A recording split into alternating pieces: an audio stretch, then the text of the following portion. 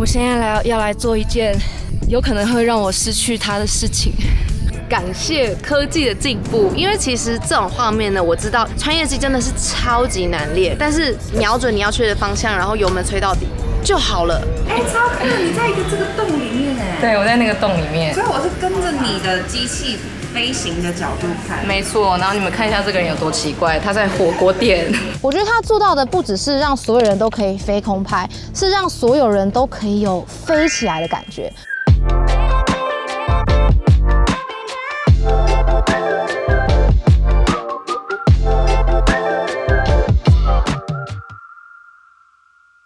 嗨，大家好，我是舍利影，即将来开箱一台我已经期待很久也等不及要跟你们分享的机器，就是这一台史上第一台360空拍机。它目前呢才刚在台湾上市。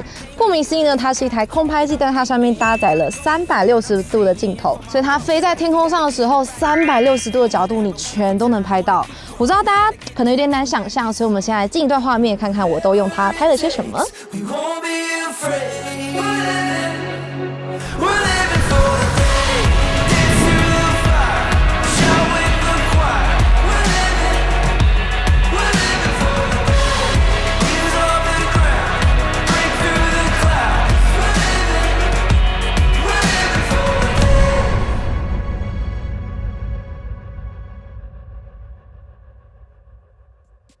那刚这段影片呢，是我拿到在机器之后，直接在墨西哥跟瓜地马拉实飞，是几乎没有任何时间练习的那一种。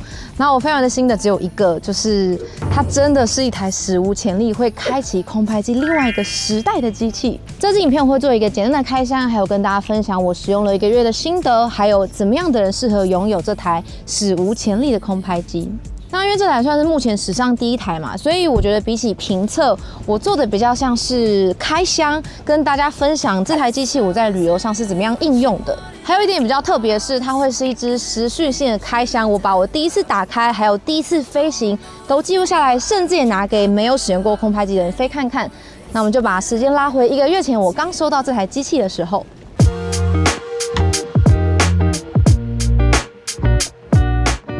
各位观众，我决定呢要来好好的记录这个时刻。我跟你们说，为了要在准时在发布的时间跟大家分享这台机器的开箱呢，我特别请厂商把这台机器寄来我的墨西哥城的朋友家。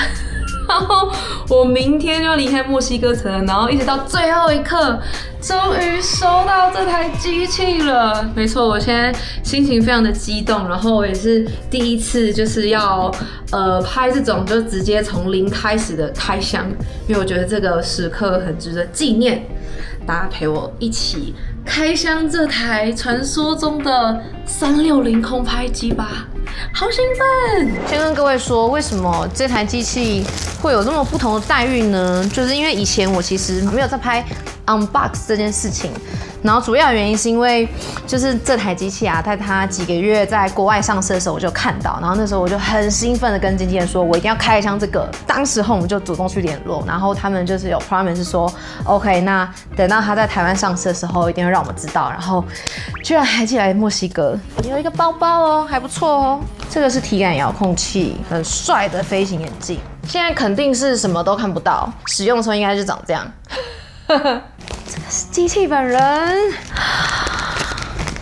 全景空拍机，这样的小东西可以拍8K 360度的影像，我非常的好奇。那这次收到的内容物呢，就是面前这些有一个飞行眼镜，然后飞行眼镜的电池，这个是摇杆，然后空拍机本人，还有3颗电池，总共有4颗。A1 其实有不同种套组，也有不同内容物，大家可以再去官网上看价格。首先是飞行眼镜啊，它除了戴起来蛮帅之外呢，它这边是可以调整度数的，它有另外附上一个镜片，可以给近视度数比较深的人。那里面呢，它有给一个像这样的保护镜，所以不需要的时候呢，就会收起来。那比较特别的是呢，它眼镜的其中一块就可以直接看到我现在眼镜里面看到的画面。但这个飞行眼镜有一个同时是优点是缺点性是呢，它的眼镜跟电池是分开的。我中间需要接一个这样的线，然后使用的时候呢，再把绳子挂在脖子上。会说它是优点，是因为啊，这样的设计其实就是为了分担一点你眼镜的重量，你可以用脖子，你不会觉得眼镜里面很重。但是缺点就是我是一个超级无敌迷糊的人，就是我有时候出门，然后如果忘记带这条线，或忘记带任何一个东西，你的眼镜都不能使用。所以跟我一样迷糊的人真的要小心，建议大家就养成一个好习惯，就是全部的东西都收到他的包包里面，就不会不见。机身的部分算是对它很满意，因为它的重量是249克，跟 DJI 的迷你系列一样，所以你就是在台湾是不需要申请就可以使用的。再来这个摇杆呢，除了就是控制这台飞机之外呢，你也是可以拿它来调整一些眼镜里的参数。我现在直接示范给你们看，我会荧幕录影里面的画面。这里呢有一个 camera setting。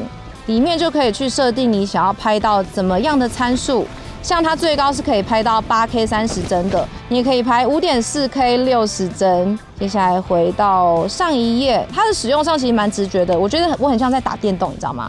然后这边呢有一些它的飞行的模式，我晚点会介绍。OK， 我相信呢我的观众目前是懒得听太多功能介绍，我们就直接带出去飞。关于这些其他的配件呢，大家可以去看艾尔文的生活，他有做一支蛮详细的开箱影片，跟大家细细的分享所有东西的细节。那我们现在直接把画面拉回墨西哥的公园。当时候呢，我刚好有个朋友也在墨西哥城，所以我就请他记录了我第一次飞行的画面，也让他飞飞看。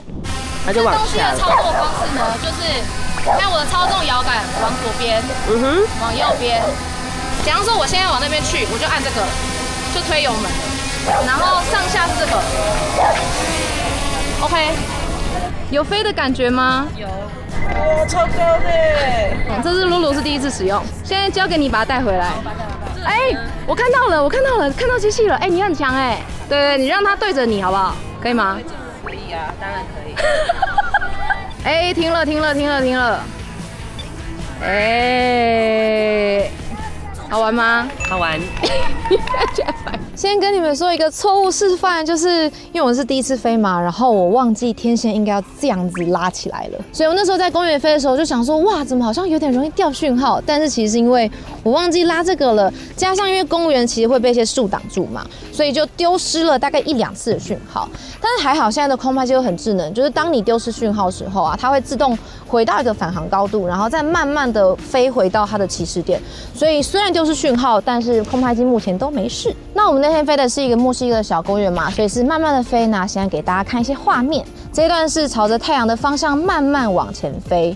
那这一段呢是面向远方的城市，慢慢后退往下运进，最后拍到整个公园。我跟你们说，这2段影片呢是来自同一段画面，我只是截取了不同角度而已。也直接示范一下这个剪辑画面要怎么生出来。其实就像是你在用选景相机一样，就是这边是一个关键帧，这边是一个关键帧，接下来剪辑软体就会帮你自己运镜了。现在大家有理解这个全景空拍机的厉害之处吗？就是一个简单的往前飞运镜，你可以后置成超多不同的画面。比方说呢，这个我跟露露走在公园的画面，我就让它缓缓的跟在我们后面往前走。那我也可以让它变成像这样子，一边前进一边旋转。或者是我先拍上面的树，一边往下片，一边做一个逆时针的旋转。虽然说刚刚那种破水平的画面，现在的 DJI Mavic 4，虽然说刚刚那样子的破水平的画面，现在的 Mavic Pro、Mavic 4 Pro 还有 Mini 5都可以做到了，但是你就是要学怎么遥控嘛。这台机器最好的地方呢，就是让你先拍摄再构图。虽然说刚刚那些画面，其实你用现在的空拍机都可以做到，可是你要拍很多次，然后你还要有很多不同的操作方式。但是现在这台你就是往前飞，你就可以在后置成所有你想要的样子。易用度我觉得不用我再多说，是真正的用一次就上手。我印象中以前我给朋友飞空拍机的时候，大家都是说哦好可怕好难，赶快还给我。但是你们看露露玩得多开心。那在墨西哥的公园试飞过后呢，隔天我就把它带到瓜地马拉飞一个我觉得超适合用360飞的地方。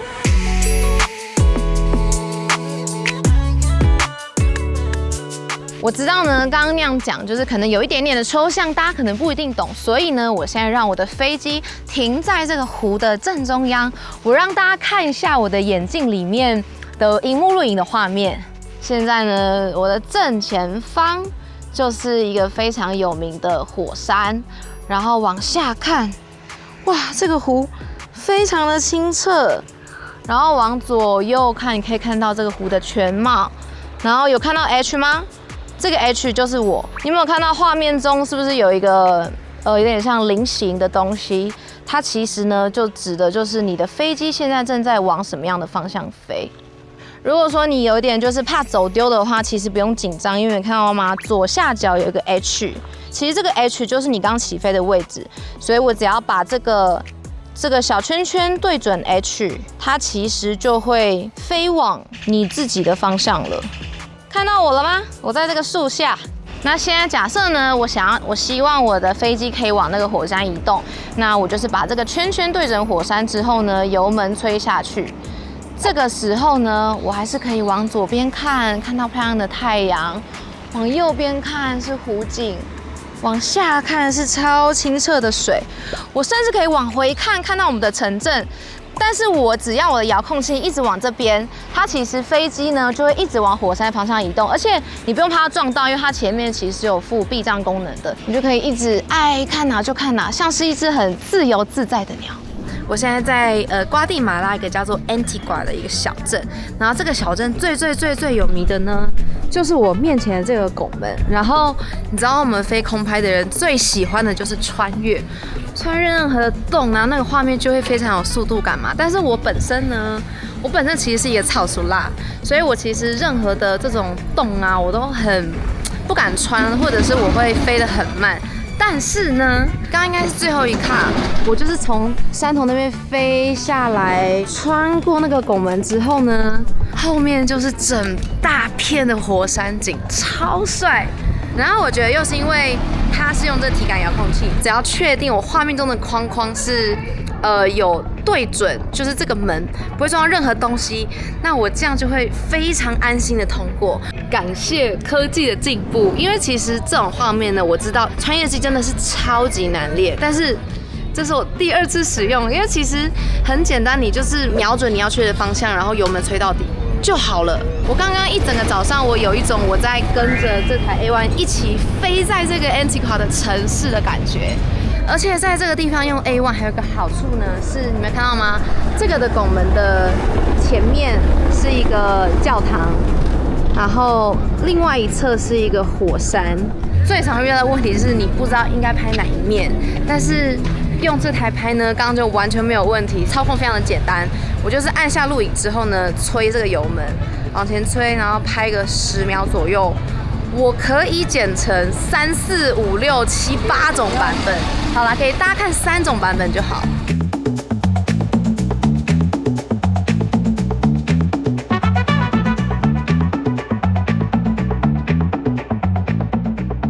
我跟你们补充一个 A1 的我觉得超棒的用法呢，是如果你跟我一样很喜欢拍 B-roll 的话呢，我刚刚做了什么事情呢？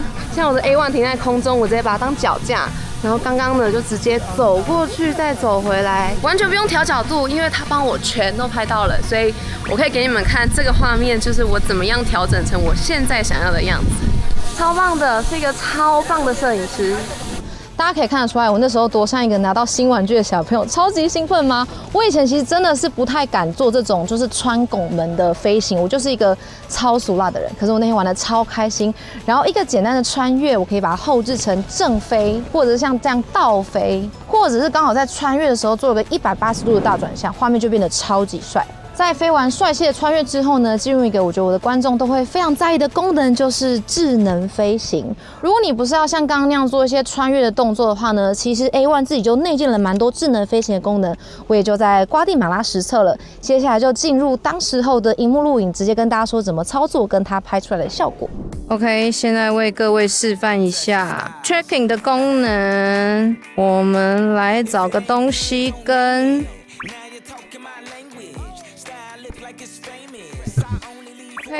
跟看看你可以跟得如何哦。所以大家可以从那个荧幕录影中看到，现在是在 auto tracking 的，我是完全没有操控的哦。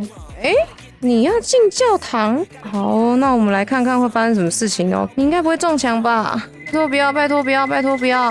哦，停了，停了，停了，停了，停了，停了！好，它有停止，很棒。我们来示范一下，就是我觉得空拍机现在非常重要的自动飞行的功能。我们现在打开这个 Sky G9， 选 Orbit， 然后呢，我现在只要按着它有教学的一个键，然后现在把这个钟楼给选起来，一样按这个 C1。OK， 你们看，它就自动帮我飞了，而且到时候影片呢，它也会直接帮我选好这个角度。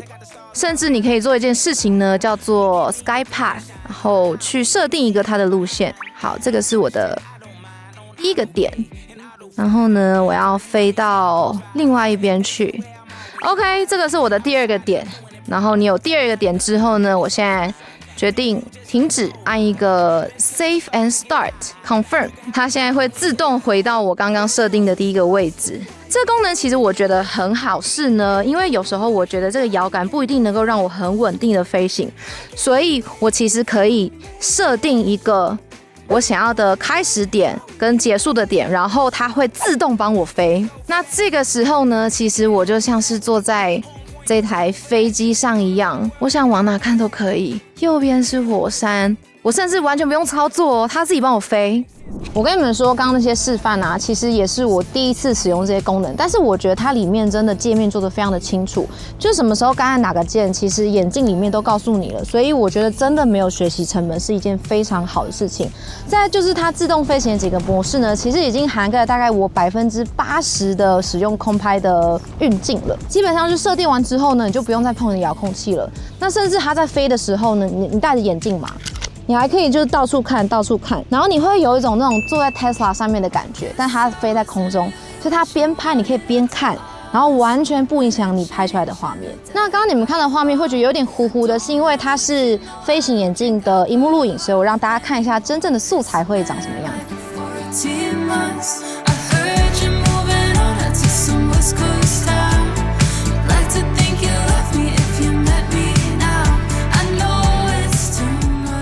OK， 接下来就我们的重头戏，在瓜地马拉的市区飞完之后呢，我把这一台带到了3976公尺高的火山上，来看看249克机器能不能够抵挡高山的强风。我当时候呢，其实是抱着有可能带不回来的心态上山的，所以上山之前呢，还特地把所有东西都传出来了。我们来看一下火山的画面。各位观众，我现在要来做一件，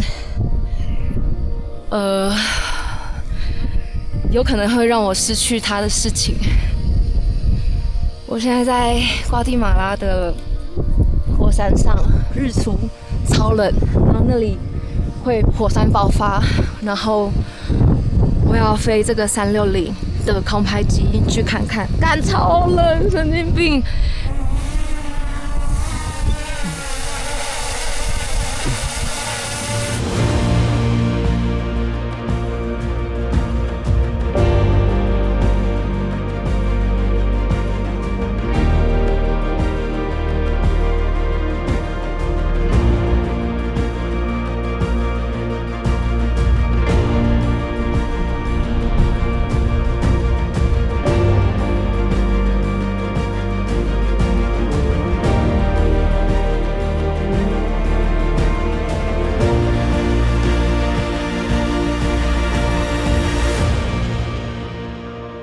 跟大家分享一个好消息，就是飞机还在我现在手上的呢，就是当时候飞在瓜地马拉火山上的飞机。这点呢，让我对它的抗风能力算是蛮肯定的。你没有看到当时候我后面那个云有动得多快吗？那一天在山上风的强度呢，是目前所有的拍摄场景中算是风偏强的。我的评估是应该可以 cover 我大部分的拍摄。当时候眼镜其实一直有给我一些强风警报，那我的感受上是它飞机向前速度确实有点变慢，可是真的没有被吹跑。大家应该也看得出来，我当时候在山上有多狼狈，就是风超大，头发超乱，然后鼻涕狂流，超冷，然后你手会冻僵那种。但还好的是呢，操作这台机器我只需要动我的食指，我不需要像遥控器那样子，就是我要很多维度控制嘛。所以当时候呢，其实我全程是戴着手套，还是可以飞行的。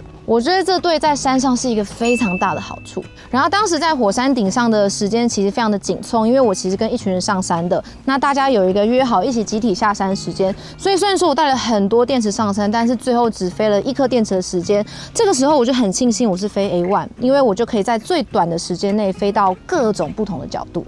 最让我印象深刻呢，是当时有一个画面，是我穿过云层，然后往火山的方向飞行嘛。那因为我当时候呢，最想要拍的就是远方的火山，所以我就是没有想很多，我就是一直往火山的方向飞。那最后呢，也真的成功了拍到火山冒烟的画面。但我后来回放画面之后才发现，我其实有拍到后方的山的半山腰有云层这样子慢慢的往下降的样子。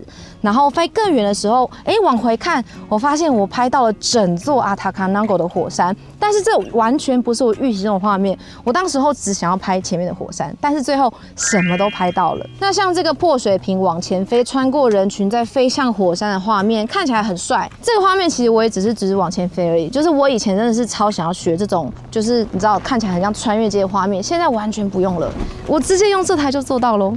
再来360还有一个好处就是呢，你真的是要拍多广有多广。当时候飞到稍微比较远的地方啊，你可以一次同时看到阿塔卡南果火山，跟远方有一个阿瓜火山，右方有一个Fuego火山，后面有个火山湖。那边真的就是你不管往哪个角度看都是大景，然后你还可以很暴力的把画面拉到一个超广之后呢，你可以一次在同一个画面拥有3座火山。如果你是使用就是一般平面的空拍机的话，你真的要飞到超远才能有这个视角。但是310因为你可以拉到很广，所以就不用真的飞到太远，而且因为它在空中嘛，就是距离这些被摄物都非常远，就算拉的一个爆广，你都不会觉得有那种变形感。所以我觉得拿它来拍大景效果是非常好的。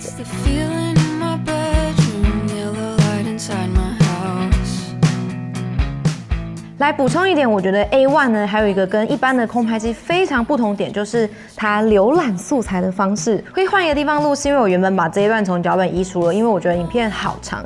但我最近啊，就是给我身边很多的朋友看里面的素材之后，看完他们的反应，我决定用加回来，因为这真的是一般的空拍机没有办法给你的体验。Oh my god, that's amazing！ 看我不用去啦，我这样就是在飞啊，干嘛？超酷！你在一个这个洞里面哎。对，我在那个洞里面。所以我是跟着你的机器飞行的角度看。没错，然后你们看一下这个人有多奇怪，他在火锅店。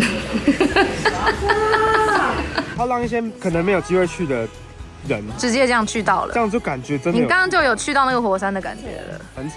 好的，我知道大家看完可能还是有点 confused， 这个是我觉得这支影片最难拍的地方，是因为我觉得 A1 这台机器啊，它最美好的体验其实都在这个眼镜里面，所以我决定要用萤幕录影的方式跟大家示范你是怎么样浏览素材的，你们就会知道我朋友到底在惊讶什么了。一样 menu 页打开之后呢，这边会有一个 gallery。这里呢，你就可以看到里面所有的素材。好，你点进去之后呢，你们看，这个是我当时候在瓜地马拉飞的素材。我往左边看就是火山，这边有太阳，下面有船，有湖，有我所在的这个小镇。看着这艘船，就是它要停在这个码头，而且水超级清澈的。现在大家知道我的朋友在哇什么了吗？因为这种浏览方式有一个好处，就是你其实甚至不要剪辑，你可以把这个眼镜直接丢给你的家人朋友看，然后他们戴上去，看你自己想看哪就看哪，就是反正我就直接带你到那边去了，就是也可以帮助一些人，他们真的没有办法到现场，可是可以有身临其境的感觉。我觉得这还是有一点点难用这个平面的影片跟大家呈现，最好的方法还是真的要体验看看这个酷东西。超级好玩的。好的，实拍影片的部分就到这边结束，接下来进入一些大家买相机还是会在乎的一些数字。那这些数据面的东西我会放在最后面，是因为我觉得它现在对我来说很像是一个新玩具，所以我花了很多时间在跟你们分享我的感受。首先是大家最在乎的画质的部分，这台相机前面有跟大家讲过，最高是可以拍到8K 30帧的画质，但是8K、5.7K、4K 这些东西，其实我觉得那都是一些数字。那画质你也会被感光元件的大小、当时候的光线，还有各种因素来影响，所以我觉得我们直接来看画面。不知道大家有没有编辑过360的素材？除了你可以选择什么样的角度之外呢，你可以选择广度。Anti-Gravity 的 App 呢，其实内建了5个广度给你选，分别是小行星，然后由广到窄。你也可以手动去选择你想要的广度。那大家要注意哦，你选择的广度越窄，就可能会越糊，代表你 crop 的越多，所以你选择的广度也会大大的影响你的画面清不清晰。我们直接来看这个拱门上的空拍，这个是一个太阳刚出来的时候，光是柔柔的，然后刚好有一群鸟这样子从拱门上方的钟楼飞过。这个画面呢是 App 里面内建建议最广的广度，那这个是它的 Linear， 是它建议最窄的广度。那这个是呢，我让这群鸟直接占满整个画面，给大家感受一下这4种广度不同的差别。